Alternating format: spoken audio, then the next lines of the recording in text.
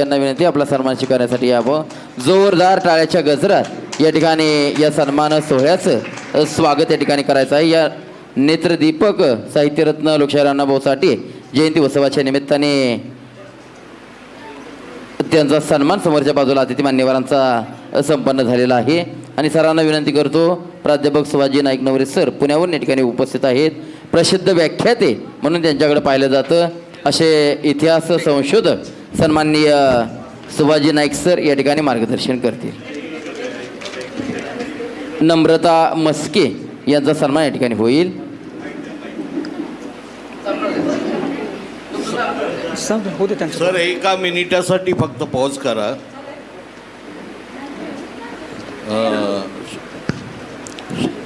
सुहासजी Naik sir एक कोल्हापूर जिल्ह्यातला विद्यार्थी MPSC किंवा UPSCचा अभ्यास करण्यासाठी पुण्यामध्ये येतो. अभ्यासासाठी इतिहासाचा विषय निवडतो आणि इतिहासामध्ये एवढं प्रावीण्य मिळवतो की ते पुढे इतिहासाचे चांगले संशोधक होतात. आपल्याला सांगायला काय हरकत नाही, महात्मा फुलेंच्या नंतर ज्या महार विद्यार्थ्यासाठी पुण्यामध्ये रात्रशाळा चालायच्या, त्या रात्रशाळांमध्ये उजेडासाठी एक दिवा होता, तो ज्ञानाचा दिवा. त्या दिव्याला 2 बर्नर होते. तो दिवा कुठं गेला याचा शोध सरांनी लावला आणि तो दिवा त्यांनी प्राप्त केला की त्याची आज लाखो रुपये किंमत आहे.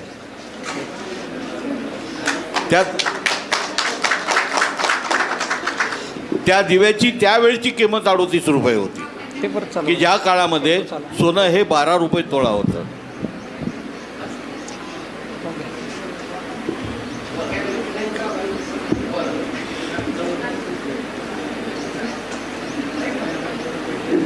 तर त्यांच्याकडं अशा ऐतिहासिक मातंग समाजाच्या संदर्भानं अनेक वस्तू आहेत.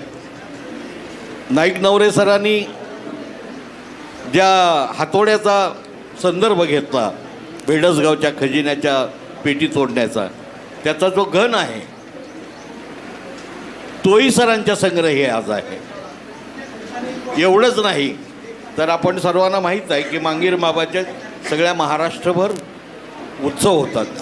आपण मोठ्या आनंदानं ते साजरे करतो. हे मांगीर बाबा नेमके कोण आहेत? त्यांचा ते शूरवीर आहेत का त्यांचा बळी दिला गेला?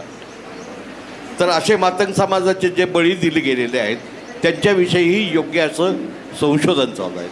महाराष्ट्रातल्या गडकिल्ल्यांचं संशोधन सगळेच करतात, पण सर या गडकिल्ल्यांचं संशोधन एका वेगळ्या अर्थानं करतात. किंवा जे बुरुज आहेत, हे बुरुज बांधणं अवघड होतं त्या काळामध्ये. त्या काळामध्ये हे बुरुज बांधण्यासाठी जे मांगाचे बळी गेले आहेत का, काही संदर्भ शोधत आहेत का, याचाही चांगला अभ्यास करत आहेत. तर सर हे फक्त व्याख्याते नाहीत, एक इतिहासाचे अभ्यासक आहेत, संशोधक आहेत. त्यांना शुभेच्छा. साहित्यरत्न लोकशाहीर अण्णाभाऊ साठे नव्यानं जॉईन झालेल्या कर्मचाऱ्यांची ही संघटना आहे. आणि एखादा व्यक्ती सेवानिवृत्त नाहीत, नव्यानं जॉईन झालेली ही सगळे कर्मचारी आहेत. मी मुद्दाम हा उल्लेख करतो आहे की जो उत्साह 18 वर्षाच्या तरुणाला आर्मीमध्ये भरती झाल्यानंतर असायला पाहिजे होता, त्याच्यापेक्षा 10 पटीनं अधिक उत्साह हा सगळा सेवानिवृत्त कर्मचाऱ्यांकडे आहे. एकदा जोरदार टाळ्या वाजवा त्यांच्यासाठी. फार आनंदाची गोष्ट आहे. गेल्या महिन्यात 18 जुलैपासून महाराष्ट्रभर अनेक ठिकाणी अण्णाभाऊ साठेंच्या विचारांचा जागर घालण्यासाठी आणि त्यांच्या स्मृतींना अभिवादन करण्यासाठी महाराष्ट्रभर फिरत असतोय. परंतु जो कार्यक्रम इथं होतोय तो कार्यक्रम मला महाराष्ट्रात दिसत नाही. महाराष्ट्रात फक्त आता नाचणं दिसतंय, वाचणं दिसत नाही. तुम्ही सेवानिवृत्त कर्मचारी आमच्या सगळ्या विद्यार्थ्यांना वाचायला परत एकदा परावृत्त करताय. तुमचं परत एकदा सगळ्यांच्या वतीने मी अभिवादन करतो, तुम्हाला धन्यवाद देतो. आज अण्णाभाऊ साठेंची आपण आपल्या सोयीनुसार जयंती साजरी करतोय. खरं तर 1 ऑगस्टला व्हायला पाहिजे होती, पण महाराष्ट्रात सर्व ठिकाणी होते म्हणून ते आपल्याला त्या दिवशी करता आलेली नाही आणि ते करणं शक्य पण नाही. कारण तर काही जण यातले इतरत्र कार्यक्रमाच्या ठिकाणी असतील आणि म्हणून तुम्ही या ठिकाणी जयंती साजरी करताय. त्याचा दिवस माझ्या दृष्टीनं महत्त्वाचा नाही, माझ्या दृष्टीनं ते महत्त्वाचं आहे. आज आमच्या अण्णाभाऊ साठेंची जयंती आहे आणि त्यामुळं मी आपल्याला सर्वप्रथम अण्णाभाऊ साठे यांच्या जयंतीच्या निमित्तानं शुभेच्छा देतो. आवाज येतो का? घेऊ दुसरा माईक. खरं तर या कार्यक्रमाला यावं, यावर्षी मी परदेशात मातंग समाजाचा इतिहास सांगायला दिनांक 1 सप्टेंबर 2024ला इटलीला जाणार होतो, म्हणजे जाणार आहे.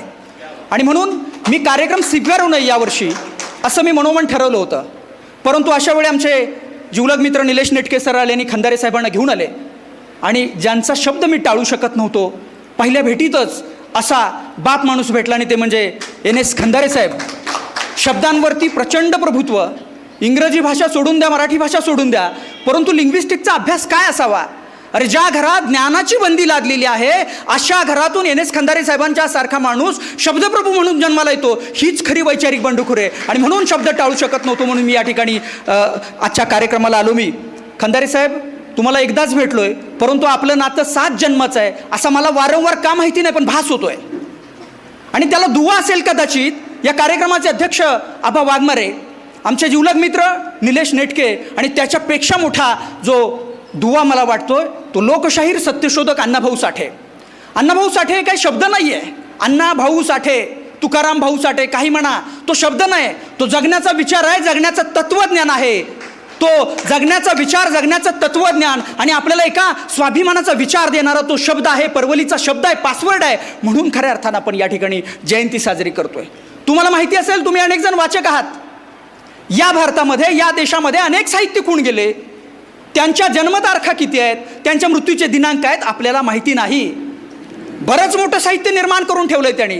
आणि मग कोणाला गरज पडली कुठल्या साहित्यिकाची जयंती साजरी करण्याचं? तुम्ही केवळ मातंग समाजातले आहात, तुम्ही या जातीचे आहात म्हणून फक्त जयंती साजरी करत नाहीत, तर तुम्हाला शोषणमुक्त विचार, एक समतेचा विचार अण्णाभाऊ साठेने दिला, म्हणून खऱ्या अर्थानं अण्णाभाऊंची जयंती या ठिकाणी साजरी होते आणि तुम्ही इतक्या मोठ्या संख्येनं या ठिकाणी उपस्थित झालेला आहात. आणि म्हणून या कार्यक्रमाचे अध्यक्ष आबा वाघमारे आहेत.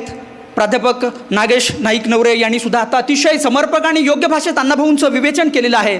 सुभाष खिलारे सर बहुतेक इथं उपस्थित नाही आहेत. त्यानंतर आमचे जुने परिचय असणारे महादेव गायकवाड साहेब आहेत. रेल्वेमध्ये राहून जगाच्या आणि भारताच्या सगळ्या गतिमानतेला ज्यांनी हातभार लावला, आमचंही काहीतरी कॉन्ट्रीब्युशन थोडंसं असावं, चिंतोडं असावा, अशा भूमिकेतून महाराष्ट्रामध्ये सुपरिचित असणारं महादेव गायकवाड साहेब या अध्यक्ष आहेत या सगळ्या आपल्या महोत्सव समितीचे. भारतजी मोरे आहेत, दीपकजी अस्वरे आहेत. माझे दुसरे एक मित्र आहेत या भागातले, या गावातले, खरं तर ईश्वरजी कसबे. ज्या वेळेला या महाराष्ट्रामध्ये फकीरा हा चोर लुटारू दरोडेखोर होता अशी अवई उठवली गेली, त्या काळामध्ये फकीरा चोर लुटारू दरोडेखोर नाही, तो रॉबिनहुड पद्धतीनं या सगळ्या समाजाला एका सूत्रात बांधून समतेचा संदेश देणारा महानायक आहे. अशा पद्धतीची भीमगर्जना करणारा माझा तरुण मित्र ईश्वर कसबे. या ठिकाणी माझे एक दुसरे मित्र आहेत. मला आनंद झाला सर, मला माहिती नव्हतं, मी तुमची जाहीर पद्धतीनं माफी मागतो. किशोर खिलारे सर या ठिकाणी आहेत. UPSC करायला ते सुद्धा पुण्यात गेले होते, परंतु आज साताऱ्यासारख्या एका चांगल्या जिल्हा परिषदेचे ते लेखापाल म्हणून काम करतात. त्यांची नव्यानं निवड झाली, तुमचं अभिनंदन. माझे दुसरे मित्र आहेत निलेश नेटके, राहुल वळी, विलासराव वडागळे, संदीप पाटोळे. हे सगळी मंडळी दौंड तालुक्यात मोठं काम करतायत. ज्या दौंड तालुक्यानं एका समतेचा, स्वातंत्र्याचा विचार राजकारणामधून दिला, त्यांचे नातू पवार साहेब या ठिकाणी आहेत. तर ते देखील श्रीकांत पवार उपस्थित आहेत, त्यांचं देखील मी या ठिकाणी स्वागत करतो. त्यानंतर आपण सर्वजण इतक्या मोठ्या संख्येने या ठिकाणी उपस्थित राहिलेला आहात. सर्व पत्रकार, आमचे बंधू निवेदक आहेत. बहुतेक त्यांचं नाव दीपक तारतोडे की काहीतरी आहे, काय विलास दोरतडे. आम्हाला जोड्या ऐकायला आलं. माणसं जोडणारी फार महत्त्वाची असतात. आपला समाज आहे तो तोडणारा नाही आहे, एका समान सूत्रात जोडणारा माणूस आहे. तुमचंही या ठिकाणी मी स्वागत करतो. त्यानंतर थेट प्रक्षेपणाची भूमिका घेऊन आम्हाला सगळ्या कुर्डुवाडी शहरात पोहोचवणारे पत्रकार कुलकर्णी आहेत आमचे मित्र. सर्व गुणवंत विद्यार्थी आहेत. त्यांच्या काही आदर्श मातांचा देखील या ठिकाणी सत्कार झालेला आहे. त्यानंतर अपेक्षा शिंदे, सुतार सर, अपेक्षाताई पूनम खोत, मनस्विताई थोरात यांनी अप्रतिम काळजातली सगळी प्रतिक्रिया या ठिकाणी कार्यक्रमाच्या निमित्तानं दिलेली आहेत. तुम्ही 2 ओळी बोललात की 2 तास बोललात हे महत्त्वाचं नाही, परंतु तुमची प्रतिक्रिया या सगळ्या संयोजकांचं मनोबल निश्चित पद्धतीने वाढवेल. आणि गायकवाड सर यांच्या सगळ्या प्रतिक्रियामधून आपल्याला पुढच्या वर्षी याच्यापेक्षा सुंदर कार्यक्रम कसा करता येईल याच्या दृष्टिकोनातून तुमच्या प्रतिक्रिया आमच्यासाठी अतिशय महत्त्वाच्या आहेत. मी माझं विवेचन चालू करायला पूर्वी मी आधीच सांगतो, मी फार बोलणार नाही. मी परमनंट नसलो तरी पेशानं प्राध्यापक आहे, टेम्पररी आहे पण प्राध्यापक आहे. आणि प्राध्यापकाला स्टेजवर बोलवलं आणि हातात माईक दिला की काय बोलू, किती बोलू, कुठं बोलू समजत नाही. पण मला त्याचं नक्की भान आहे. तुमचे चेहरे बघून मी अण्णाभाऊंबद्दल किती बोलावं याचं मात्र मला भान आहे. म्हणून सुरुवातीला मी एवढंच सांगेन की आज या कार्यक्रमाची, मी जसं मगाशी सांगितलं, या कार्यक्रमाची सुरुवात प्रतिमा पूजनानं झालेली आहे. आणि आम्ही वरती बसलेले लोक गोंधळलेलो असतो. संयोजकांच्या विनंतीला मान द्यायचा की आपण आपल्या मनात ठरवलेलं एक काहीतरी नेनिवेट ठरवलेलं आपण सगळं करायचं. मला खरोखर आनंद झाला गायकवाड साहेब, कुठे आहेत तुम्ही अध्यक्ष म्हणून, की या कार्यक्रमाच्या प्रतिमेचं पूजन आहे ते आमच्या काही ताईंच्या हस्ते, महिलांच्या हस्ते झालं. अरे ज्यांना शिक्षणाची बंदी होती अशा लोकांनी शिक्षण घेणं सोडाच, शुभकार्याची सुरुवात तुमच्या हस्ते होणार नाही. असा जो एक मनुवादी पद्धतीने एक धार्मिक पांडा घालवून दिला, तो पांडा तोडण्याचं आणि तुडवण्याचं काम तुम्ही सगळ्यांनी केलंय. आणि ते काम तुम्ही गायकवाड साहेब केलं, तुम्ही सगळं खंदारे साहेब करताय. खऱ्या अर्थाने ही वैचारिक बंडखोरी आहे, खऱ्या अर्थाने ही धार्मिक बंडखोरी आहे. अण्णाभाऊंची जयंती साजरी करणं म्हणजे दुसरं तिसरं काही नाही, तर स्त्रियांना सन्मान देणं, स्त्रियांना स्वाभिमान प्राप्त करून देणं, हीच खऱ्या अर्थानं अण्णाभाऊंची जयंती आहे असं मला या ठिकाणी वाटतं. मी परत एकदा संयोजकांच्या वतीनं आपल्या सर्वांचं स्वागत करतो. आणि अतिशय थोडक्यात, मी तपशीलवार बोलणार नाही. आत्ता सरांनी सगळं अण्णाभाऊंबद्दल सांगितलंय, मी त्याबद्दल बोलणार नाही. पण जर बोललो तर मात्र तुम्ही माफ करायचं आहे. कारण मी अशा समाजाचा प्रतिनिधित्व आहे की ज्या समाजाला गेल्या 5000 वर्षापर्यंत बोलण्याचं सोडून द्या, रस्त्यावर मुक्तपणे संचार करण्याचं स्वातंत्र्य नव्हतं. आणि आत्ता आम्हाला कुठे या अण्णाभाऊंच्या विचारांमुळे जायला मिळतंय, बोलायला मिळतंय. आणि म्हणून आमच्या काळजातली जी वेदना आहे, काळजातला जो आनंद आहे, तो आम्ही किती बोलू आणि किती बोलू नये अशा पद्धतीची आमची अवस्था झालेली असते. आणि म्हणून मी जसं तुम्हाला मगाशी सांगितलं, या देशामध्ये, या जगामध्ये अनेक कलावंत झाले, अनेक साहित्यिक झाले, परंतु सर्व साहित्यिकांची आणि कलावंतांची जयंती, त्यांचा मृत्यूदिन कधी आहे, त्यांचा स्मृतिदिन कधी आहे, त्यांनी साहित्य काय लिहिलं हे आम्हाला माहितीच नाही. का माहिती नाही? खोऱ्याची वड दांड्याकडे असते.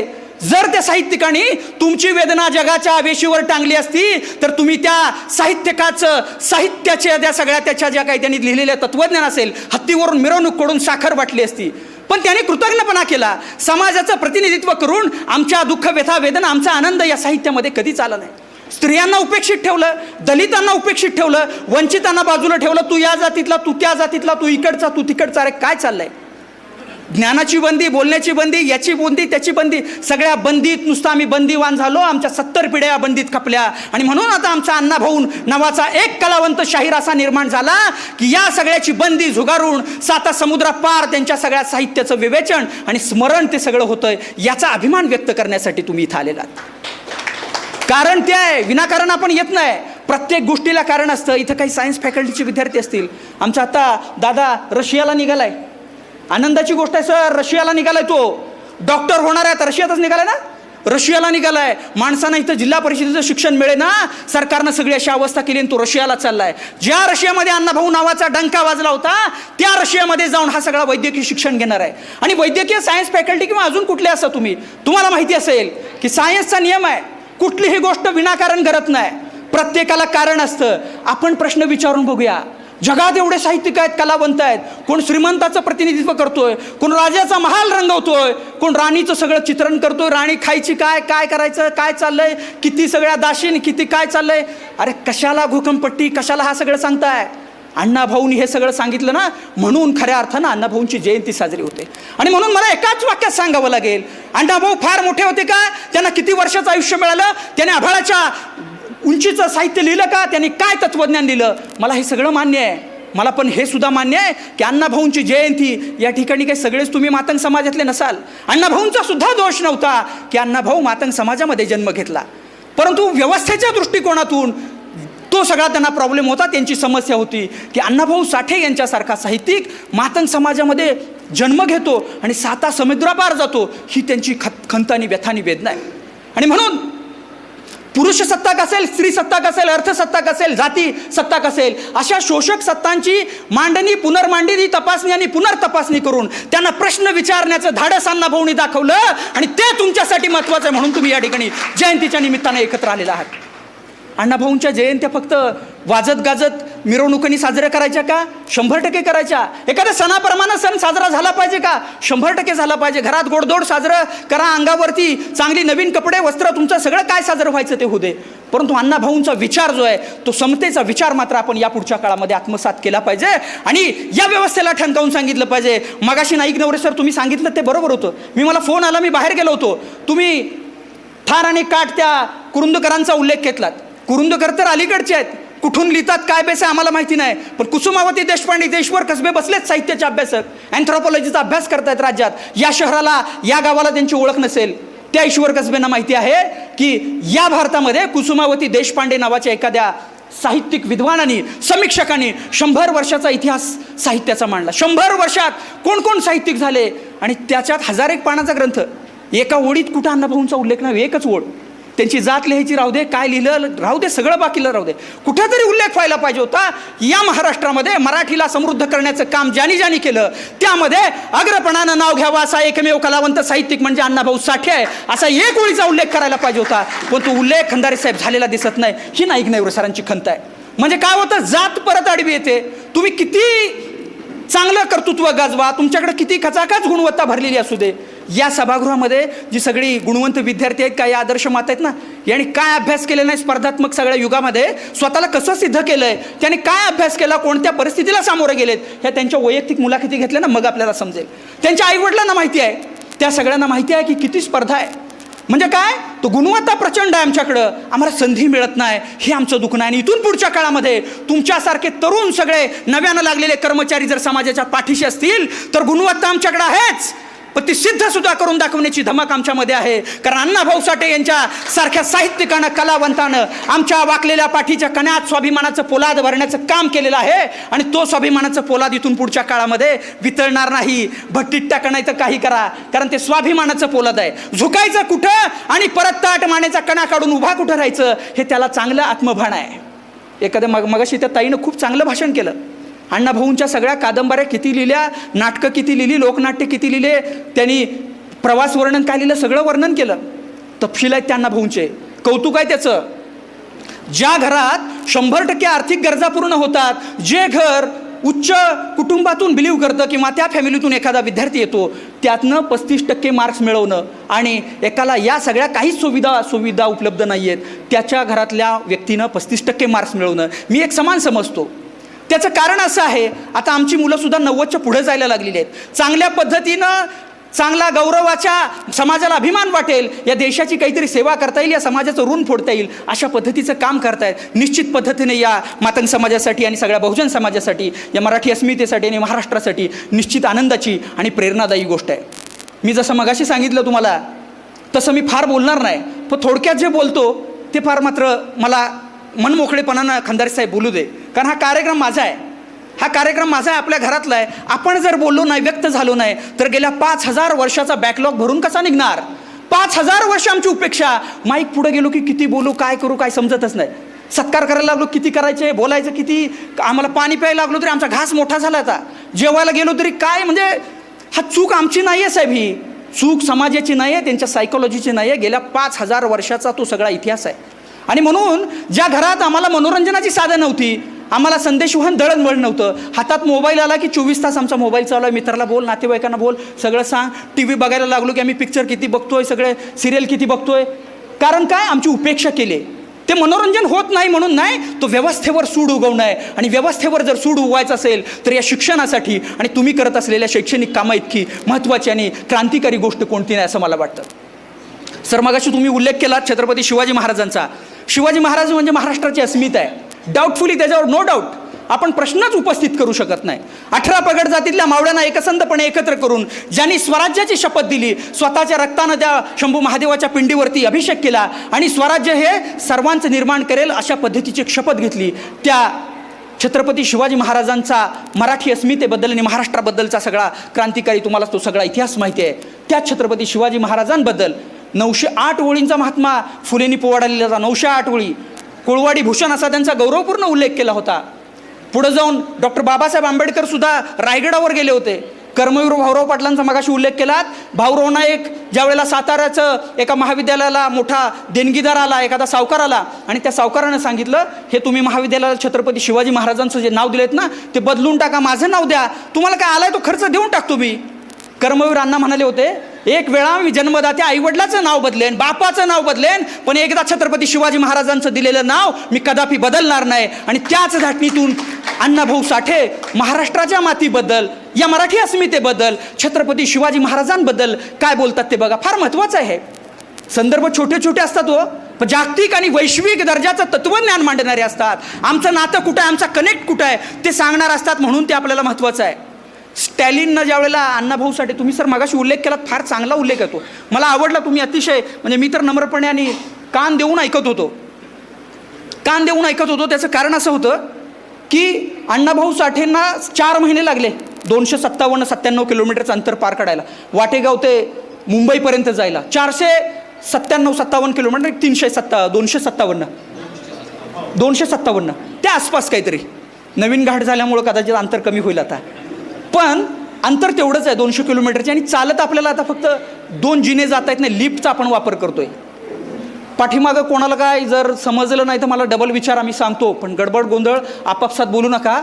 ज्या महामानवानं आपल्याला वैश्विक पातळीवर पोचवलेलं आहे त्या महापुरुषांसाठी आपण जर 2-2.5 तास काढत नसू तर मला वाटतं हा कृतज्ञपणा ठरेल. शांततेचं सहकार्य, एकदम शांत ऐका सगळं काय चाललंय ते. आणि मला ज्या वेळेला वाटेल, तुमचा ज्या वेळेला तिकडून असा येईल त्यावेळेला मी तात्काळ बंद करतो, नो प्रॉब्लेम. अण्णाभाऊने आपल्याला वैश्विकतेवर पोचवलेलं आहे, त्यामुळे आपण वेळ दिलाच पाहिजे. 2 आणि 3 दिवसांना ते संपणारं नाही आहे. तर मी हे सांगत होतो, जे अण्णाभाऊंना साधारणपणे 4 महिने लागले वाटेगावपासून मुंबईपर्यंत जायला. बघा गुणवत्ता किती असते. तुमचं कौतुक आहे सगळ्यांचं. हातात तुमच्या पेन दिलेत, हातात पेन धरायचं सोडूनच द्या. पेनचा प, दौतचा द, शाईचं श तो उच्चारलं, डोळे काढून हातात देत होती सी धर्मव्यवस्था. अण्णाभाऊंचा पेन तुम्ही खंदारे साहेब त्यांच्या हातात दिलेला आहे. जी व्यवस्था तुम्हाला हे सगळं नाकारते, तो पेन चांगल्या कामासाठी कसा उपयोग होईल आणि त्यांना आपल्या सगळ्या समूहाचा, समाजाचा कसा विस्तार होईल, त्याचा आपल्याला कसा अभिमान वाटेल, या दृष्टिकोनातून आपण प्रयत्न कराल. आपल्याला ज्या ज्या वेळेला कुठं समस्या निर्माण होतील, ही व्यवस्था आपल्याला डावलण्याचं काम करेल, आपल्यावर अन्यायाने अत्याचार करेल, त्यावेळेला हिमालयासारखी पाठी राखा. आणि आपल्याला जगात कोणच हरवू शकत नाही असं संविधानाचं पुस्तक आपल्या हातात दिलंय.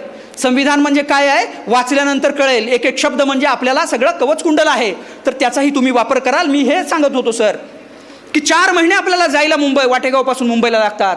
आणि तिथं तुम्ही सांगितलंच आहे ते. मला फक्त एका गोष्टीवर बोलायचं आहे की 1.5 दिवसाची शाळा का आणि 1.5 दिवसाचा गौरव म्हणून बघायचं का, ते आपल्याला नकारात्मक अर्थानं आपण बघायचं. तुम्ही कोणत्याही अर्थानं बघा, मला मात्र हे सांगावं लागेल की अण्णाभाऊंना सातत्यानं त्यांची आई म्हणायची, पाठीमागे काहीतरी अल्पोपहार आणलेला आहे तर आपल्याला मिळाला तो गुपचूप आपण खाऊन घ्या, शेजारच्याला देऊ नका, दाखवू नका. थोडासा अण्णाभाऊंबद्दल एक थोडासा वेळ काढूया आपण. ज्यांना कोणाला वॉशरूमला जायचं आहे, बाहेर पाणी प्यायला जायचं आहे, गुपचूप उठून जा, थोडा व्यत्यय आणू नका याच्यामध्ये. नाही सर बरोबर आहे. त्याचं काय होतं, कार्यक्रमाला आम्ही बऱ्याच ठिकाणी जातो आणि हे सगळं आपल्याला बघायला मिळतं. आपण याही सवयी बदलल्या पाहिजेत. आपण जागतिक स्पर्धेत जर टिकायचं तर या सगळ्या आपल्या सवयी बदलल्या पाहिजेत.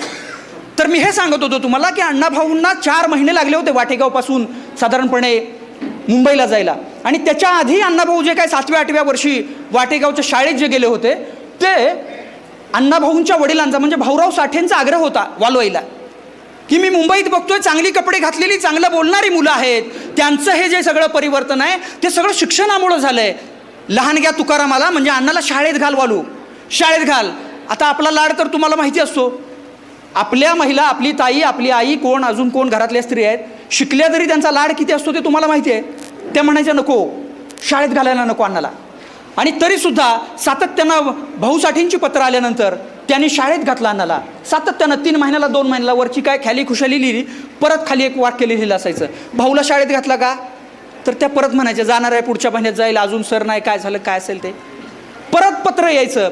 असं सातत्यानं आल्यानंतर एकदा वालुआईने मन कठोर केलं. एका मातंग समाजातल्या आईचं मातृत्व आणि हृदय कसं असतं बघा. आणि हृदयावरती दगड ठेवून त्यांनी साधारणपणे त्या लहानग्या अण्णाभाऊंना शाळेत पाठवलं, तुकारामाला शाळेत पाठवलं. पण शाळेत पाठवताना अण्णाभाऊंनी म्हणजे तुकारामसाठी एक अट घातली होती. त्यावेळेला अशी व्यवस्था होती, आज 2024 आहे, मी हे जे सांगतोय तुम्हाला साधारणपणे 2025-26चं सांगतोय, 1925-26चं. 100, 99, 98 वर्षापूर्वीचा इतिहास महाराष्ट्र कसा असेल, एक सांस्कृतिक, राजकीय पार्श्वभूमी, धार्मिक पार्श्वभूमी काय असेल, हे तुम्हाला या सगळ्यामधून स्पष्ट होईल. आणि त्यावेळेला धार्मिक परिस्थिती अशी होती, जातीनं मांग आहात, शाळेत शिक्षण घेण्याचा अधिकार नाही, आणि चुकून जर घ्यायचं असेल ना, वर्गाच्या बाहेर आतमध्ये यायचं नाही. आज भारतीय संविधानाची ताकद आहे, एक मत एक व्यक्ती. तुम्ही जर शाळेत जायचं असेल तर श्रीमंताच्या अंबानीच्या मुलाबरोबर बसू शकता, त्याला जो सिलेबस तोच तुम्हाला सिलेबस. ही सगळी भारतीय संविधानाची करामत आहे. आणि अण्णाभाऊ पहिल्या दिवशी शाळेत गेले, ते बाहेरच बसले, खिडकीच्या बाहेरूनच त्यांनी काय धूळपाटीवर अक्षरं गिरवली. परत आली, आबा तसा तुमचा बंडखोर स्वभाव आहे. नोकरीवरती लाच मारून तुम्ही ज्या शिक्षण व्यवस्थेला सुतासारखं सरळ केलं, जातीनं मांग असणाऱ्यात बंडखोरी काही कमी नसते, फार प्रचंड बंडखोरी. कुठं बंडखोरी करतील सांगता येत नाही.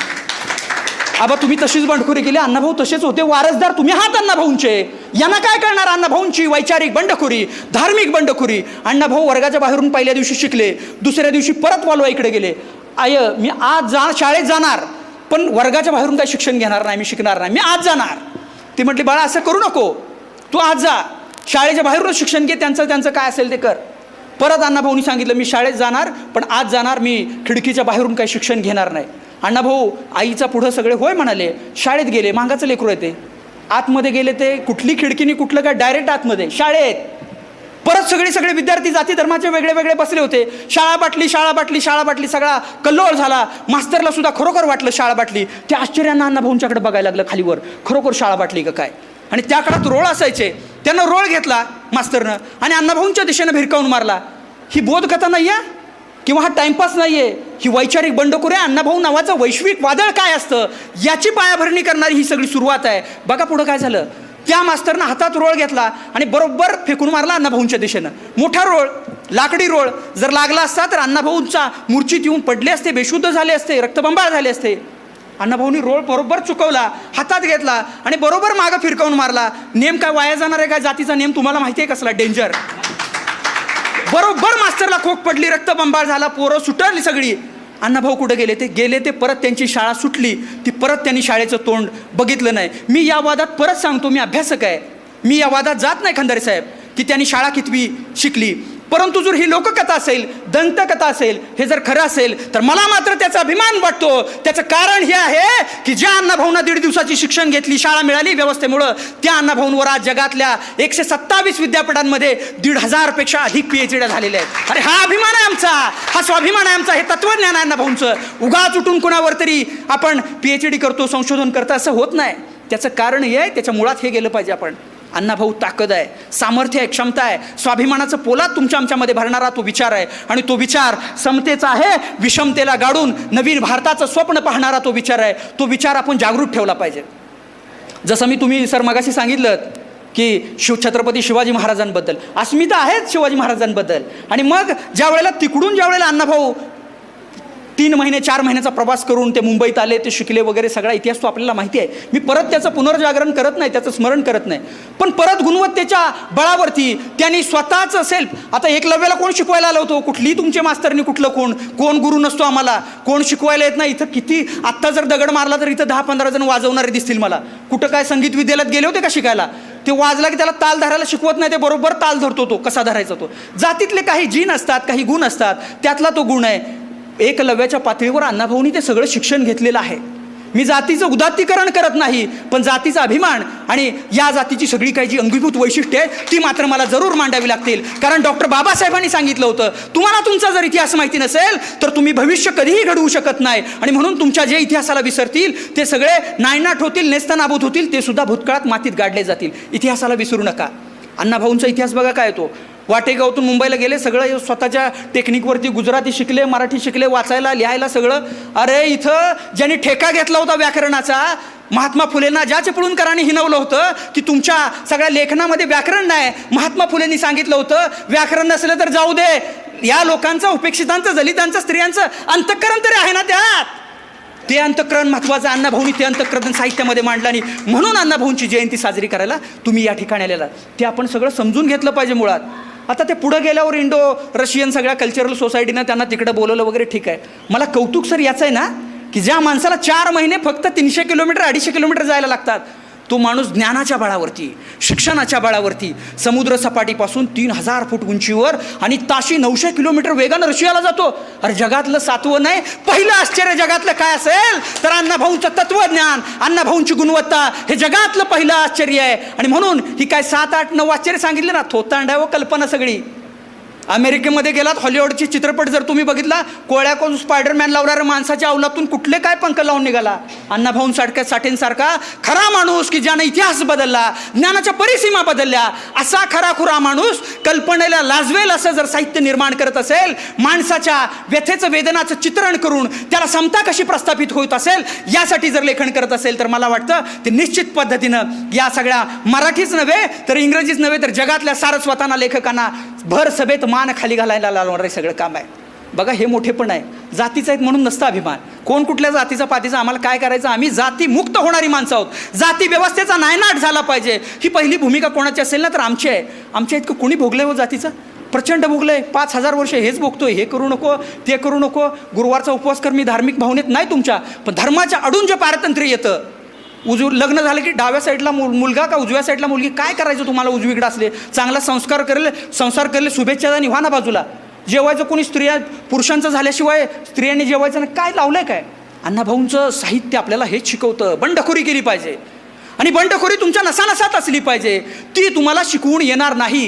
जे जे म्हणून वाईट असेल ते सगळं जाळून टाकलं पाहिजे. जळमटं सगळी जुनी जाळून नव्याचा स्वीकार केला पाहिजे. हे सगळं मांडणारा साहित्य कलावंत म्हणजे कोण असेल तर अण्णाभाऊ साठे. सर, तुम्ही जसं मगाशी नेटके सरांनी पण आमची येताना मगाशी चर्चा झाली, अण्णाभाऊंच्या सगळ्या साहित्याचा जो पीक पॉईंट आहे ना, खरं साहित्य त्यांचं ते 60 आणि 50च्या दशकात आहे. आणि त्यावेळेला महाराष्ट्रात कोण मराठी साहित्य लिहित होतो? असे कोण होते का? लोखंडे, कसबे, खंदारे, खिल्लारे, नेटके, अमुक तमुक, वाघमारे कोण होते का? असे काय औषधाला सुद्धा सापडायचे नाहीत. हे अण्णाभाऊ साठेंचं एक सुदैव की अण्णाभाऊ साठेंना जे ओळखायचे नाहीत त्यांना वाटायचं अण्णाभाऊ साठे म्हणजे सदाशिवपेठी साहित्यिक असतील. आणि बऱ्याचदा त्यांना वाटायचं की सदाशिवपेठी साहित्यिक असतील. ते आवर्जून कादंबऱ्या, कथा घ्यायचे आणि वाचायचे. पण पहिलं पान उघडलं की त्यांचे नाकं मुरडायची. अरे, नाव जरी सदाशिवपेठी असलं तरी हे सगळं वेगळ्या पेठांमधलं आणि वेगळ्या वाड्यांमधलं मांडत आहेत. आणि मग ते पुस्तक बाजूला ठेवलं जायचं. आता हे परत काय होतं, आपण विचार केला पाहिजे हो. का म्हणजे हे जातीचं आहे म्हणून काय? फक्त नाही आहे, जातीचं नाही आहे. जाती व्यवस्था मोडीत निघली पाहिजे. सर्व समाज, फक्त भारतातलं तर सोडूनच द्या, निग्रोनीसुद्धा आमच्या जवळ येऊन बसलं पाहिजे. सगळी जागतिक शांतता प्रस्थापित झाली पाहिजे आणि अवघाची मानव एक व्हावा या भूमिकेतून अण्णाभाऊ लेखन करते झालेत आणि म्हणून त्यांचं साहित्य वैश्विक आहे. तर त्यावेळेला मी सांगत होतो तुम्हाला, असं कोण होतं का? एखादे कसबे आहेत, एखादे खिलारे आहेत, एखादे खंदारे आहेत, नेटके आहेत, अमुक कोण, वाघमारे, गायकवाड, काय सगळे अस्सल टिपिकल नुसत्या नावावरून ओळखायचं. मी अँथ्रोपॉलॉजीचा अभ्यास केला आहे. कसबे साहेब तुम्हाला माहिती आहे, ईश्वर कसबे. नुसत्या हाडांची मापं घेतली की चेहऱ्यावर हुनहुटी किती आहे, कपाळ कसं रुंद आहे, याच्यावरून आम्हाला माणसांच्या जाती कळतात. काय शोध लावला असेल बाबा याने? प्रचंड शोध लावला. आणि शोधाचं एक प्रचंड वैशिष्ट्य असतं, त्यांना मंगळावरती पाणी आहे की नाही ते दिसतं, परंतु या भारतामध्ये जाती व्यवस्था प्रचंड आहे हे मात्र दिसत नाही. काय सायन्स असेल बाबा? मला या सायन्सचं फार कौतुक वाटतं. सगळं म्हणजे फार वैशिष्ट्यपूर्ण आहे हे सगळं सायन्स. आणि या सायन्सला जे जमलं नाही ते माझ्या साहित्य विश्वातल्या शास्त्रज्ञानं शोधून काढलं. आणि ते म्हणजे समतेचा विचार आहे. अण्णाभाऊंनी काढलेला समतेचा विचार आहे. म्हणून अण्णाभाऊ ग्रेट आहेत. मर्ढेकर होते, खांडेकर होते, फडके होते. फडकेचं तर बाबा बाबा बाबा काय बोलायचं. साहित्यिक म्हणजे नुसता ताम्रपटच घेऊन आले होते फडके साहेब. सगळं म्हणले हे सगळं साहित्यिक आहे ना ते कलेसाठी पाहिजे. अण्णाभाऊ म्हणले, अरे कसली कला? जीवन आहे तर कला. कसली जीवनासाठी कला का कलेसाठी जीवन? नका म्हणले वाद करू होतो तुम्ही कलेचं बिलाचं काय. आणि एक चूक सांगतो, आजपर्यंत जी महाराष्ट्रात आलेली नाही, अण्णाभाऊंचं एक हस्तलिखित मला पाहायला मिळालं गेल्या महिन्यात. नेटके सर माझ्या सातत्यानं माझ्या सगळ्या संशोधनाच्या कामामध्ये मला मार्गदर्शन करत असतात. ईश्वर कसबेसारखे, खंदारे साहेबांच्यासारखे, गायकवाड साहेबांच्यासारखे सगळे मार्गदर्शक मंडळी असल्यामुळं मला हे शक्य होतं आहे. गुरुवारचा उपवास किती जण तरी करत असतील, कोण रेग्युलर करत नसतील, श्रावणातला कर श्रावण त्या मार्गशीर्षमधला तरी कोणीतरी करत असेल उपवास. तर आता गुरुवारमधली ह्रस्व टाकली का दीर्घ टाकली का फरक पडणार आहे का? काय फरक पडणार आहे त्यांनी? पण ते लिंग्विस्टिक सांगतं ना की ह्रस्व म्हणजे चुकलं, दीर्घ म्हणजे बरोबर. अण्णाभाऊ याचीच पठडी मोडणारे होते. ह्रस्व का दीर्घ या वादात मी जाणार नाही. या उपवासामुळं आमच्यावर सगळ्या लादलेल्या ज्या प्रथा परंपरा आहेत त्यातून मुक्तता मिळवण्यासाठीचं माझं साहित्य जर कामी येत असेल तर मी एक वेळा नाही, 2 वेळा नाही, 1000 वेळा ते लिहीन. आणि ही बंडखोरी माझ्या दृष्टिकोनातून फार महत्त्वाची आहे. त्या सगळ्या मर्ढेकरांनी त्या सगळ्यांना ती चपराक आहे असं माझ्या दृष्टीनं वाटतं. खरं तर बोलायला लागल्यावर खूप बोलता येईल. मी तपशिलात बोलणार नाही मगाशी सांगितल्याप्रमाणे, पण 2-3 गोष्टीचा इथं मात्र उल्लेख झाला पाहिजे की मगाशी सगळ्या आमच्या भगिनींना सगळे पुरस्कार मिळाले, पेन मिळाले, चांगले संविधान, अजून अण्णाभाऊंचं साहित्य मिळालं. संविधान हे देवघरात कोण नेऊन ठेवेल का? ठेवणार नाही. अण्णाभाऊंचं साहित्य कामाच्या व्यापातून कोणी बाजूला ठेवेल का? खंदारी साहेबांनी, गायकवाड साहेबांनी, सगळ्या इतका मोठ्या आसवरे साहेबांनी ते इतक्या मोठ्या प्रयत्नानं आणि आनंदानं दिलेलं आहे तुमच्या हातात, तर ते अजिबात ठेवायचं नाही. ते वाचायचं आहे. त्यातल्या सगळ्या कथा कादंबऱ्या आहेत त्या सगळ्या वाचायच्या आहेत. इथं आमच्या भगिनी आता काही लॉयर झालेले आहेत, न्यायाधीश झालेले आहेत. आणि न्यायाधीश झाल्यामुळं कधी कधी त्यांच्या पुढ्यात का आवाज येत नाही का व्यवस्थित मागे? कधी कधी काय होईल, परवा नगरमध्ये आंतरजाती विवाह केला म्हणून, मी त्यांच्या जाती सांगत नाही, पण तुमच्या पुढं कधीतरी तो प्रश्न येईलच. आंतरजाती विवाह केला म्हणून एकाची हत्या करण्यात आली. नागराज मंजुळींनी आपल्या जिल्ह्यातल्या खूप चांगला आंतरराष्ट्रीय स्तरावर तो प्रश्न नेला, भारतातल्या सगळ्या जाती व्यवस्थेच्या माध्यमातून. आणि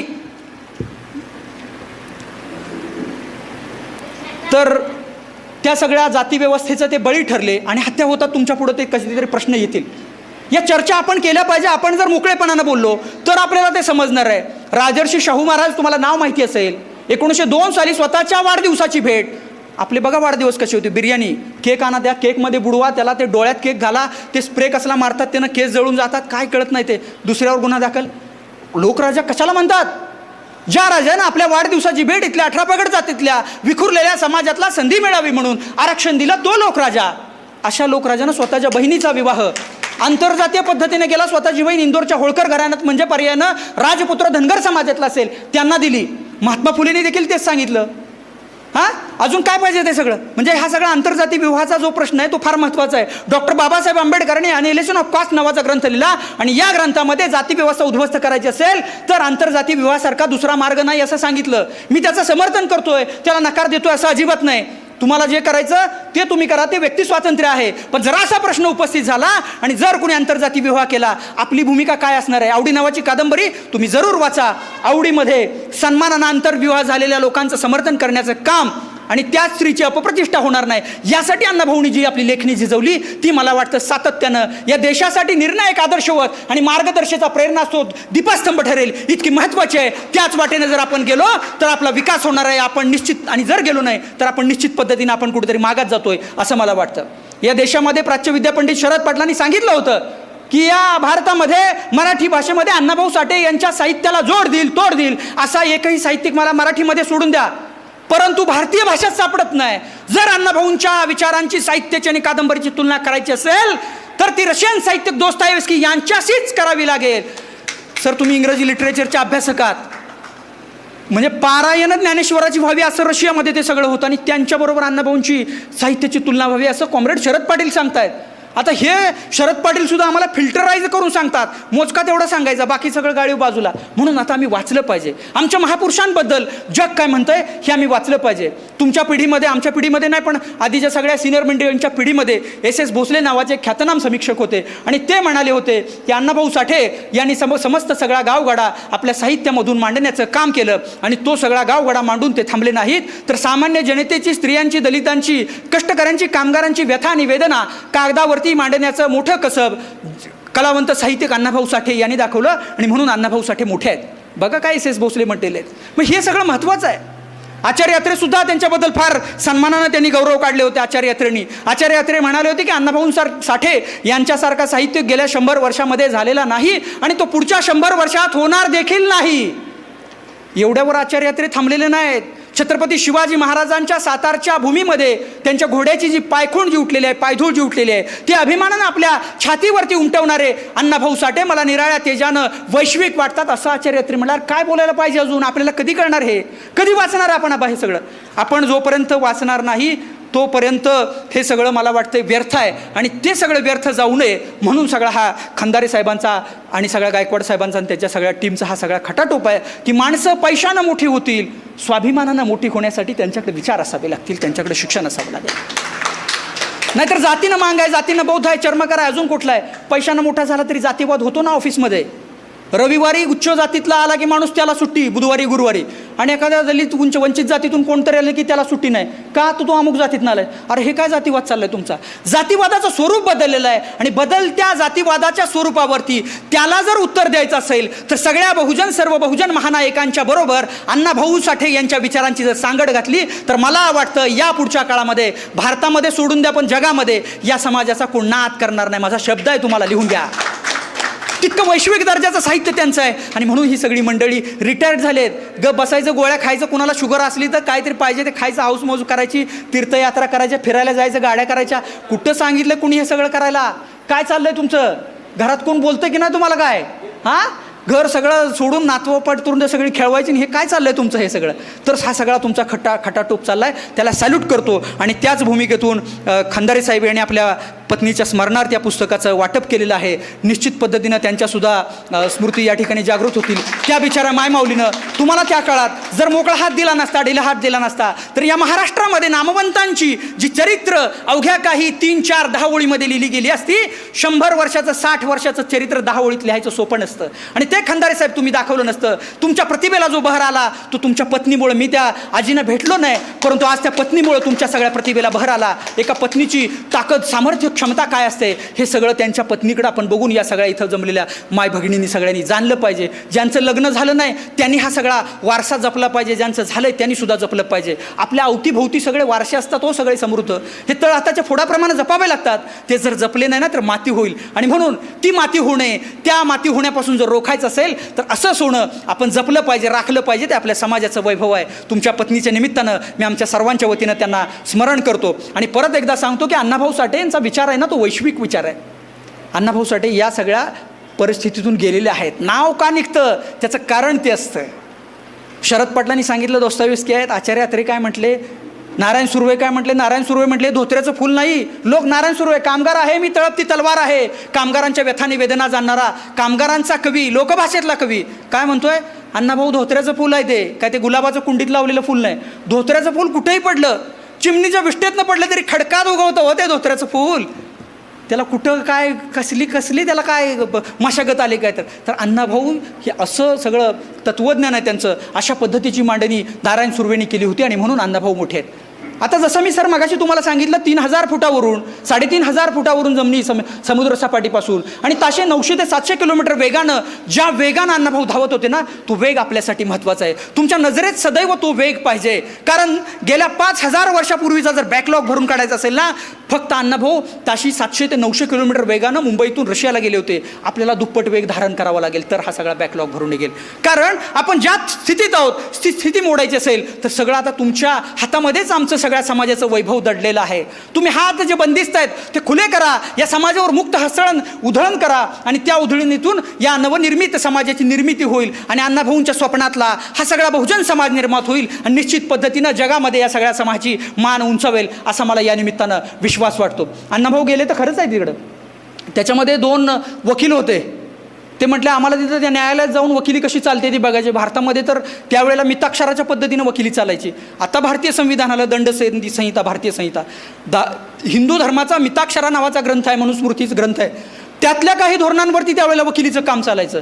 मग वकिलांना आपल्या अभ्यासाचं कमी आणि धर्माचा अभ्यास जास्त करावा लागायचा. मग ते वकील म्हटले की आम्हाला रशियात जाऊन सगळा न्यायालयातला अभ्यास बघायचा. एक डॉक्टर होता, तो म्हटला मला वैद्यकीय सगळं ते बघायचं, वैद्यकीय शिक्षणाचं कसं काय चाललं आहे. आणि एक जण चक्क पेशंट गेला होता. आपल्या भारतात तुम्हाला माहिती आहे, आपल्याला काहीतरी भिंत पडली म्हणून सरकार आपल्याला अनुदान देतं.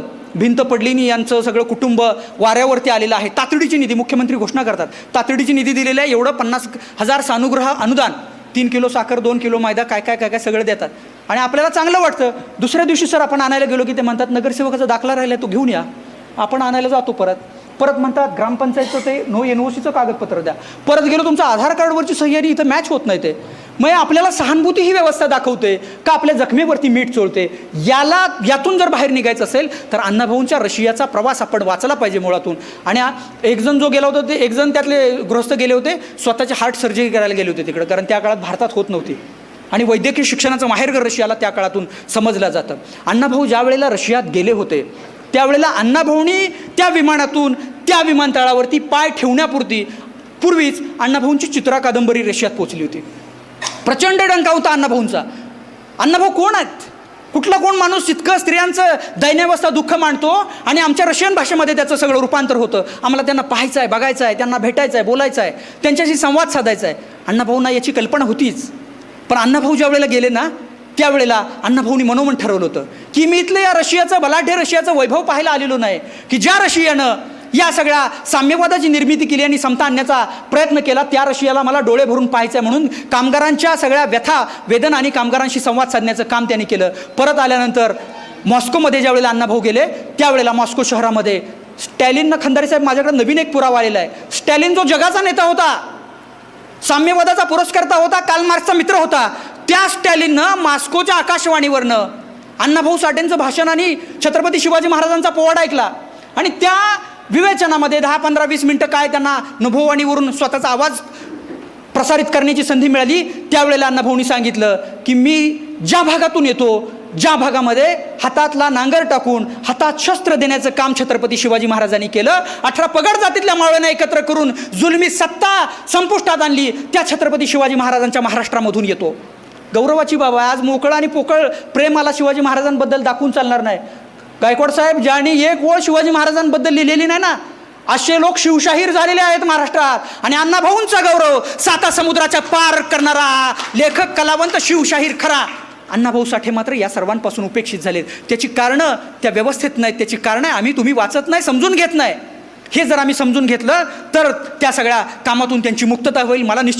मला आनंद आहे की आपण सगळं नव्यानं परत रिचार्ज होऊन या सगळ्या जयंतीच्या निमित्तानं आपण तशी घोडदौड कराल, मला असा नक्की विश्वास आहे. अण्णाभाऊच्या मॉस्कोच्या आकाशवाणीवर गेले त्यावेळेला फक्त 2 ओळी सांगतो, माहिती पाहिजे आपल्याला, बोलायला आपल्याला मिळत नाही संधी ही सगळी. अण्णाभाऊ गेले त्यावेळेला एक शाहीर असतात बघा, हैबती असतात, दुसरे पठ्ठे बापूराव असतात, तिसरे सगन भाऊ असतात. महाराष्ट्राला म्हणे शाहिरांची भरपूर परंपरा गेल्या 1000 वर्षापूर्वीपासून महाराष्ट्राची लोकसंस्कृती, महाराष्ट्राची संस्कृती टिकवण्याचं काम शाहिरांनी केलं. आता हे सगळे शाहीर काय करायचे, एक शाहीर यायचा सरस्वतीचं गुणगान गायचा, दुसरा यायचा गौरी गणपतीचं गुणगान गायचा, तिसरा यायचा माळापासून निर्मिती झालेल्या पार्वतीची. काय कुठलं सायन्स, कशाचं काय, कशाला धार्मिक भावनेवर नाही बोलत आबा आपण. हे आपण बोलतोय माणसाच्या वैश्विकतेवर, माणसाच्या जगण्यावर आणि मरण्यावरती.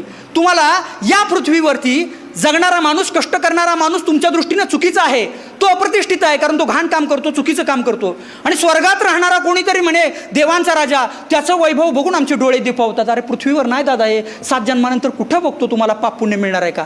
अण्णाभाऊ त्या धाटणीचे नव्हते. आणि म्हणून हे सगळे आत्ता जे नावं घेतली ना, ते सगळे कोण गौरीचं, कोण गणपतीचं, कोण शंकराचं, महादेवाचं गुणगान गात होते. अण्णाभाऊ एकमेव असे होते.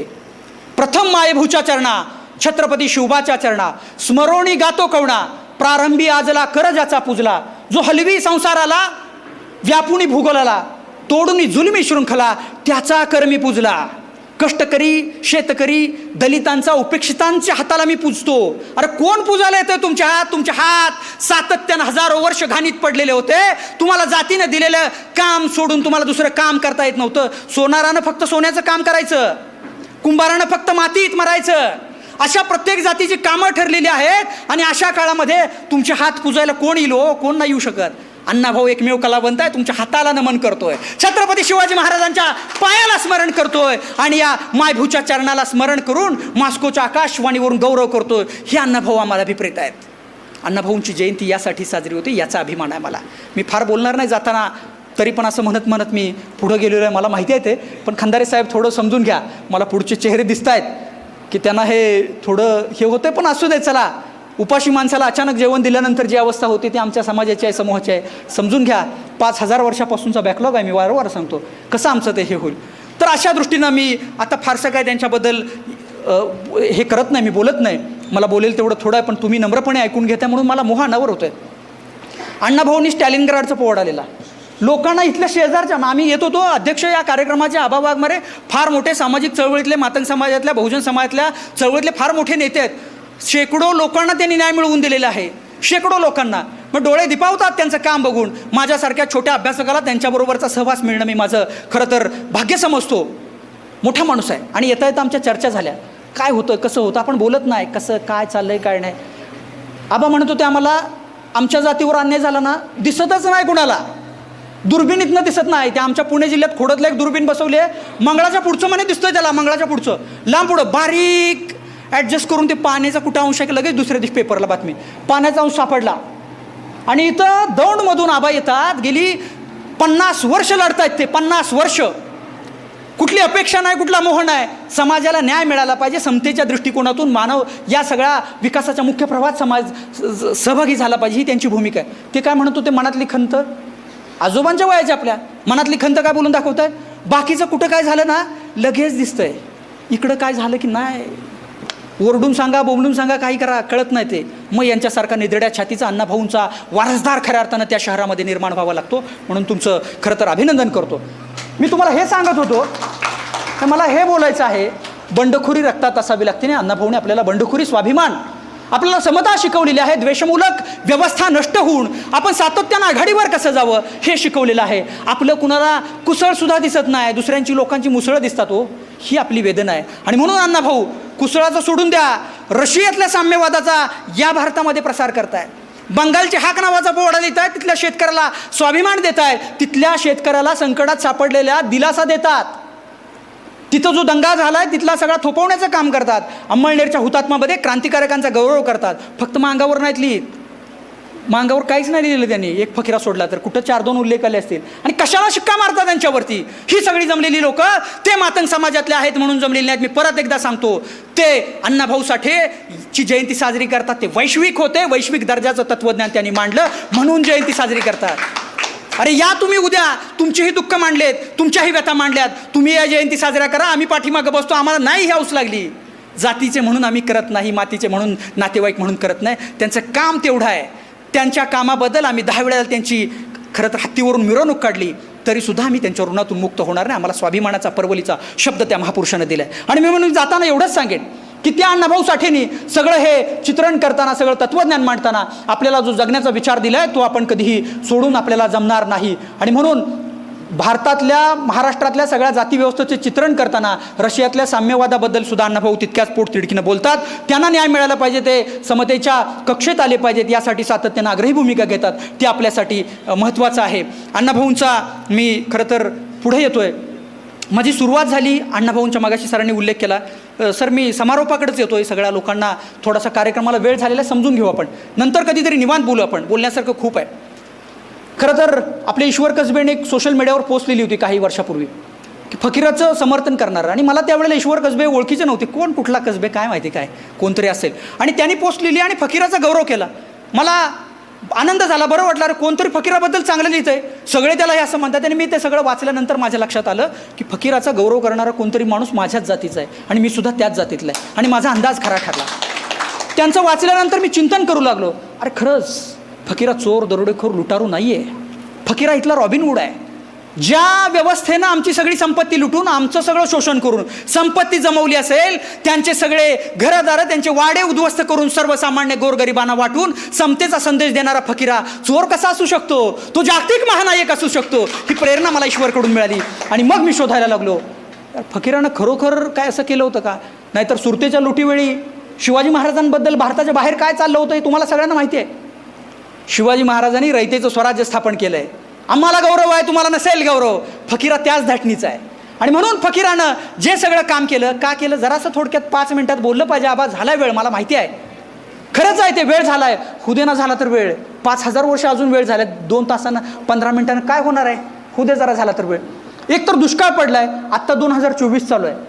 फोन केला, व्हॉट्सअप, इंस्टाग्राम, मेसेज, दूरध्वनी, काय अजून तिकडं पंतप्रधान, मुख्यमंत्री, सगळं कुठं पूर आला, कुठं काय झाली आपत्ती, लगेच 2 मिनिटात फॉलोअप घेतात. आपत्ती निवारण कक्ष लगेच तिकडे, NDRF जवान, सगळं प्रॉब्लेम सॉल्व. 1920ला कशाचा NDRF जवान आले? पूर आला तर स्वतः पोहोच जायचं, वाचला तर वाचला, नाही तर तो गंगेलाच मिळाला खाली. कृष्णा मार्गे तो, कृष्णा नदी मार्गे, आपल्या गोदावरी मार्गे, कुठल्या नदी मार्गे, तो सगळा समुद्रातच मिळणार. आग लागली, कशाच्या विझवण्याच्या यंत्रणेत.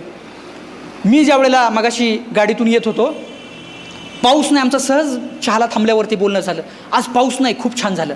आणि पाऊस आला की आमच्या काळजात धस्स होतं, का माहिती नाही. असे इथं एक साहित्यिक आहे की त्यांना पाऊस लागला ना, त्यांच्या प्रतिमेला घुमारे फुटतात. काय पाऊस आहे, मग ते सगळं चहा, सगळं बिस्किट, मग ते सगळं काय त्यांचा काय म्हणजे बोललाय, मी बोलू शकत नाही इथं. त्यांच्या प्रतिभेला घुमारे फुटतात. आमच्या वेदना आणि व्यथा वेगळ्या आहेत. पाऊस पडला की आम्हाला दुःख होतं. मी आजचं बोलत नाही सर, मी 1920चं बोलतो.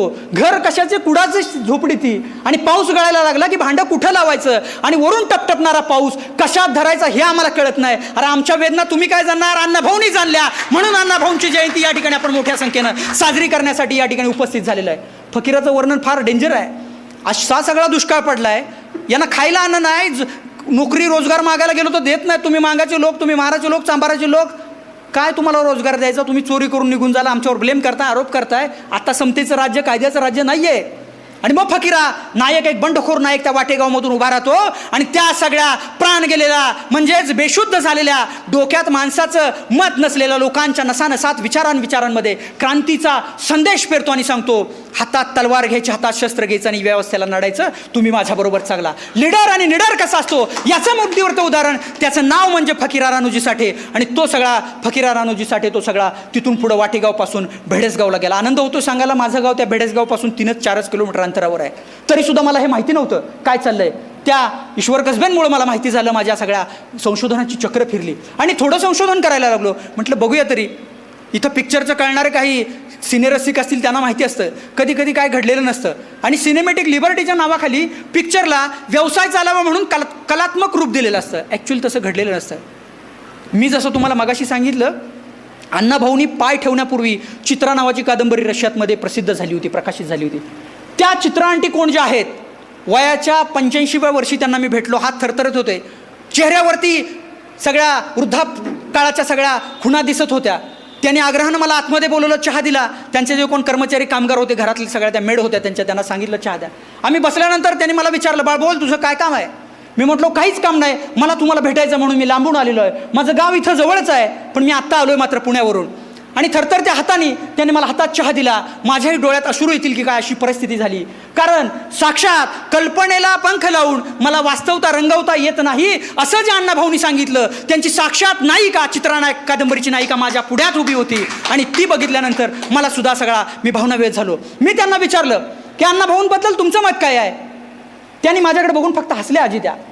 मी परत त्यांना चहाचा एक घोट घेऊन बिस्कुटचा आग्रह केल्यानंतर त्यांनी मला परत विचारलं. मी त्यांना परत विचारलं, अण्णाभाऊंबद्दल तुमचं मत काय आहे? ज्यांनी फकीरा वाचली नसेल, माझा आग्रह आहे वाचा. अण्णाभाऊंचा बंडखोरीचा संदेश काय आहे ते वाचा. स्त्रियांना स्वाभिमान देणं, स्त्रियांना गुलामगिरीच्या शृंखलेतून बाजूला करणं म्हणजे काय असतं ते वाचा. म्हणजे तुम्हाला कळेल की अण्णाभाऊ काय आहेत. एक व्यवस्था, एक कलावंत साहित्यिक स्त्रियांना, दलितांना, वंचितांना सातत्यानं उपेक्षित ठेवण्याचं काम करतात. आणि अण्णाभाऊ या सगळ्यांना सन्मान देतात. त्यांच्या हाताला, त्यांच्या कामाला, त्यांच्या दातृत्वाला, त्यांच्या कर्तृत्वाचा सगळा आलेख आपल्या साहित्यातून मांडतात. आपण म्हणून जयंती साजरी करतो. त्या चित्रनायिकेच्या ज्या कादंबरीतल्या ज्या नायिका आहेत त्यांनी मला नम्रपणे उत्तर दिलं की तुला हे जाणून घेऊन काय करायचं आहे? मी म्हटलं मला जाणायचं आहे की अण्णाभाऊंना तुमच्याबद्दल काय वाटतं. त्यांनी मला एकाच ओळीत सांगितलं, या जगात देव आहे की नाही काय माहिती नाही, या जगामध्ये देव आहे की नाही काय माहिती नाही, पण जर असला आणि मला जर कोणी नारळ फोडण्याची, पुष्पहार अर्पण करण्याची आणि फुलं अर्पण करण्याची संधी दिली तर ते मी अण्णाभाऊ साठे यांच्या पायावर अर्पण केले असते. का म्हणाली अशी? ज्यांनी वाचलं नाही त्यांनी वाचा. मी ते सगळं सांगत नाही आता चित्रात काय, पण ज्यांनी वाचलं नाही त्यांनी वाचा. अरे डोळ्यातलं एखाद्याच्या काहीतरी वेदना झाली तर ती कळत नाही अश्रू कशामुळे आलेत. आपण रडतोय आपल्या वेदनेमुळे, ते दुसरं काय म्हणतंय त्याला आनंदाश्रू आहेत. आनंदाश्रू कसे असतील रे त्याचे, ते कसे असतील त्याच्या आनंद. तर हे सगळं असं आहे. अण्णाभाऊंबद्दल बोलेल तेवढं थोडं आहे. फक्त जाताना सर एकच प्रसंग मी सांगतो की फकीरानंतर पुढे गेलेले आहेत आणि त्यांनी त्या सगळ्या गरिबीनं, त्या दुष्काळानं रापलेल्या, खचलेल्या, संघर्षानं सगळ्या विटलेल्या आणि आयुष्याला अक्षरशः विटलेल्या सगळ्या लोकांना एकत्र केलं. त्यांच्यामध्ये जान फुंकली, एक चांगला प्राण फुंकला आणि त्यांना सिद्ध केलं लढाईसाठी. आणि सगळ्यांची घौडदौडती बेडसगावच्या दिशेनं चालू झाली. बेडसगावमध्ये गेल्यानंतर फकीरा तुम्ही वाचले, मी ते सांगत नाही. त्या फकीराकडं हातामध्ये तलवार होती, ती छत्रपती शिवाजी महाराजांनी फकीरांच्या पूर्वजांना दिली होती. फकीरा गेल्यानंतर तुम्हाला तर माहिती आहे इथं सगळेजण बहुसंख्य एका विशिष्ट जातीतून आलेले आहेत. तुमच्या सगळ्या देहबोलीवरून, बोलण्यावरून, नावावरून, आडनावावरून मला ते सगळं समजतंय. पण तरीसुद्धा सांगावं लागेल सगळे, वाजवायला आपल्याला शिकवावं लागत नाही. आणि काही जरी करायचं झालं तरी त्या सगळ्या गावाला ओरडून सांगायचं. लग्न चोरून करायचं नाही, बारसं चोरून करायचं नाही, बड्डे काही असेल ते चोरून करायचं नाही, जाहीरच करायचं. काय असेल ते मनातलं बोलायचं, सरळ उघडं काय असेल ते, मागं ठेवायचंच नाही. फकीरा पण असाच पुढे गेला. हातात छत्रपती शिवाजी महाराजांनी दिलेली तलवार होती आणि बेडसगावच्या दिशेने ते कूच करत होते. बेडसगावमध्ये गेले आणि नंतर तिथं मांगाच्या हडल्या कडाडल्या. आता ते चर्मवाद्य, टिपरू मोठं लाट, सागाचं शिश्माचं, त्या चर्मवाद्यावर ते तालबद्ध पडल्यानंतर आणि हात जर मांगाचा असेल तर त्याचा आवाज कसा येणार हे तुम्हाला माहितीच आहे. सगळं गाव उठवलं आणि सगळ्या गावाला सांगितलं की आता आम्ही या ठिकाणी जातो, इथं आमचा तमाशा आहे, इथं आमचं जागरण गोंधळ आहे. सगळं गाव परत प्रतिकार करायला आलं. ते सगळं तुम्हाला स्टोरी माहिती आहे पुढची. त्यातला महत्त्वाचा भाग आहे पुढचा. खंदारे साहेब ते चोरी केली, ते फोडलं वगैरे, ते सगळं एकदा यशस्वी झालं, ते सगळं खरं आहे. सगळ्यात महत्त्वाचा पिक पॉईंट, अण्णाभाऊ साठे यांच्या साहित्याचा गौरवबिंदू मानबिंदू जर काय असेल जागतिक साहित्यात, वैश्विक साहित्यात, तत्त्वज्ञानात्मक पातळीवर, तर तो आहे. आतमध्ये गेल्यानंतर ते सगळे शोधायला लागले खजिना कुठं आहे. आणि त्या जो वाड्याचा जो प्रमुख आहे की ज्यानं शोषण करून शेतकऱ्यांचा सगळा खजिना जमवला होता, तो रघुनाथ कुलकर्णी, तो एका दाराच्या पाशी उभा राहिला होता. खजिना तिकडं होता. त्याला फकीरानं ऑर्डर केली की रघुनाथ साईडला हो. तो साईडला झाला नाही, बाजूला झाला नाही. आणि परत त्याला सांगितलं सावळानानं, तरीसुद्धा तो बाजूला झाला नाही. फकीराला शंका आली, ज्या अर्थी हे रेगाळ काहीतरी इथं गडबड करतंय, वाय करतंय, त्या अर्थी 100% इथं काहीतरी खजिना आतमध्ये असणार आहे. फकीरा स्वतः पुढे गेला त्या सगळ्या बंडकऱ्यांचा नायक म्हणून, आणि त्यानं विचारलं, आम्हाला आज जाऊ दे, आमचा रस्ता सोड. तो म्हटला मला जाता येणार नाही, खजिना तिकडं आहे. फकीरा म्हटला चावी कुठं आहे? ती कोल्हापूरला असते. मग काय? ते सगळा संवाद होतो. त्यावेळेला परत फकीराच्या लक्षात आलं की इथं आतमध्ये काहीतरी आहे, खजिना मोठा. आतमध्ये खजिना काय होता ना, मानवतेला शर्मेनं मान खाली घालायला लावेल असा खजिना आतमध्ये होता. स्वतःची अविवाहित बहीण, स्वतःची तरुण मुलगी आणि पत्नी त्या खोलीमध्ये होते. आणि त्या रघुनाथ ब्राह्मण किंवा रघुनाथ कुलकर्ण्याला असं वाटलं होतं की हा बंडकऱ्यांचा नायक जो फकीर आहे तो यांची अब्रू लुटणार. आणि फकीराला ज्या वेळेला हे ऐकायला मिळालं की माझ्या आतमध्ये बहीण, बायको आणि मुलगी आहे, फकीराला रागाच्या झिंझिने आल्या. रात्री 12 वाजले होते, 1 वाजले होते, बाहेर पाऊस कोसळत होता आणि दिसत नव्हतं. आणि अशा अवस्थेमध्ये फकीरानं मागं सरून कानाखाली आवाज काढला. तो बलदंड हाताचा, सगळ्या ताकदवान बाहूचा आवाज कसा निघाला असेल ते तुम्हीच कल्पना करा. रातचंच अन्न चमाकलं, रातचं. आणि मग त्या बाजूला झाल्यानंतर फकीरानं त्याला सांगितलं की तूच तेवढा एकटा आया बहिणीचं आहेस आणि आम्ही काही जोगतं पाळ्यात का? हे जे विधान आहे ना, हे फार महत्त्वाचं आहे. साहित्याचे मापदंड कसे बदलतात आणि साहित्याची परिमार्जनं कशी बदलतात याचं मूर्तिवंत उदाहरण म्हणजे हे सत्य फकीराचं सगळं साहित्य आहे. आणि त्याच्या पुढे जाऊन फकीरानं सांगितलेलं आहे की अब्रू खाऊन, अब्रू लुटून कधी पोटं भरत नसतात किंवा गरिबी दूर होत नसते.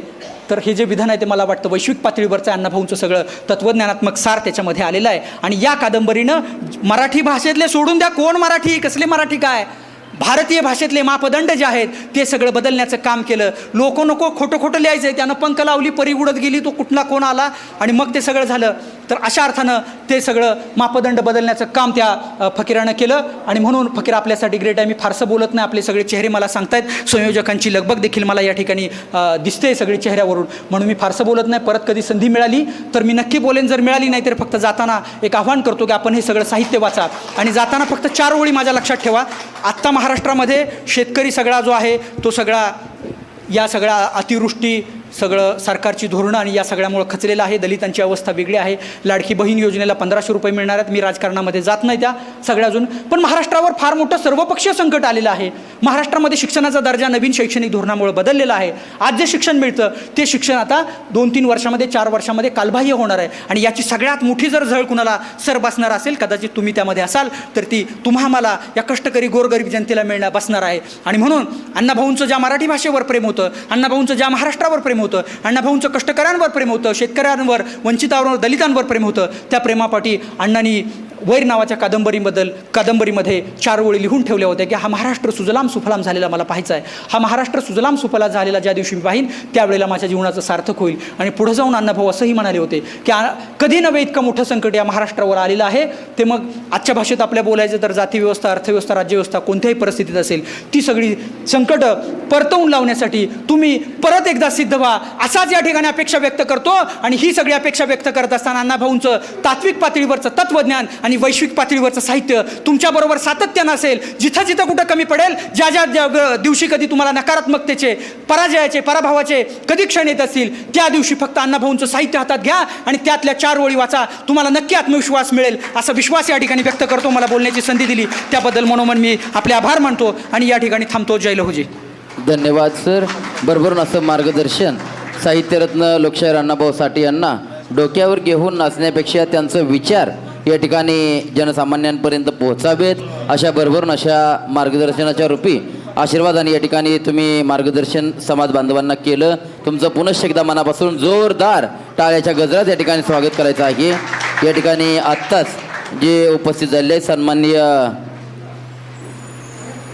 कसबे नरकेडकर, जे सध्या अमरावतीला रजिस्टर ऑफिसर म्हणून या ठिकाणी रुजू आहेत, त्यांचाही सन्मान समोरच्या बाजूला होत आहे.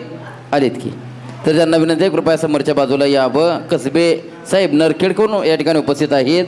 या ठिकाणी अमरावतीला रजिस्टर ऑफिसर म्हणून त्या ठिकाणी रुजू आहेत. अतिथी मान्यवरांच्या शुभ हस्ते त्यांचा सन्मान विचारमंचावरती होत आहे. या ठिकाणी साहेबांना विनंती आहे, सर्वच अध्यक्ष साहेब असतील सरांना विनंती आहे त्यांचा सन्मान या ठिकाणी करावा.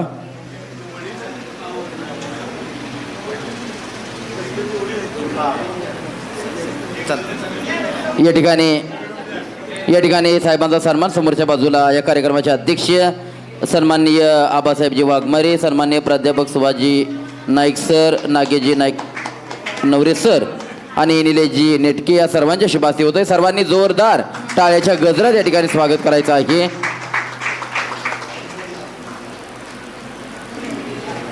आणि कृष्णा आस्वरे यांचाही सन्मान समोरच्या बाजूला होतोय. कृष्णा आस्वरे यांना विनंती आहे त्यांनी कृपया समोरच्या बाजूला येऊन आपला सन्मान स्वीकारावा. PSI साहेबांचे वडील आलेले आहेत, त्यांना विनंती आहे कृपया समोरच्या बाजूला येऊन आपला सन्मान स्वीकारावा. PSI साहेबांचे वडील या ठिकाणी उपस्थित झाले, त्यांना विनंती आहे समोरच्या बाजूला विचारमंचावरती येऊन आपला सन्मान या ठिकाणी स्वीकारावा. प्रेमाची शाल आणि पुष्पगुच्छ हार श्रीफळ देऊन अतिथी मान्यवरांचा सन्मान होत आहे. सर्वांनी जोरदार टाळ्याच्या गजरात या ठिकाणी स्वागत करायचं आहे. जोरदार टाळ्याच्या गजरात या ठिकाणी स्वागत करायचं आहे. या ठिकाणी खरोखरच